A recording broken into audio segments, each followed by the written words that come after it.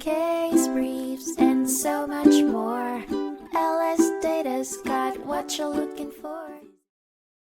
In the 2009 case, Bakery Machinery and Fabrication Inc. v.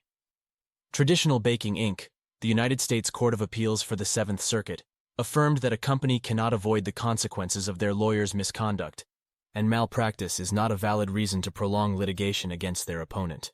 This case started as a contract dispute between Bakery Machinery and Fabrication, BMF, and Traditional Baking Incorporated, TBI, which was moved to a district court.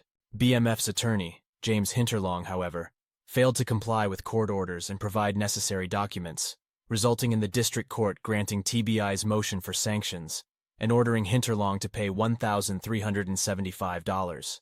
Hinterlong's continued noncompliance led to the court striking all of BMF's pleadings and entering a default judgment against BMF for $582,000. BMF appealed this decision, seeking relief under Rule 60, B6, but the court denied their claim.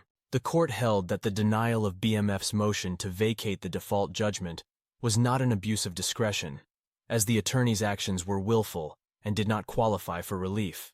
Additionally, the fact that BMF voluntarily chose an uninsured lawyer was not considered an exceptional circumstance that warranted relief. The district court's decision was ultimately upheld, reinforcing the notion that clients cannot avoid the consequences of their chosen agent's actions. Case briefs, and so much more. LSData's got what you're looking for. Visit LSD.law, elevate your mind. Leave the stress of class.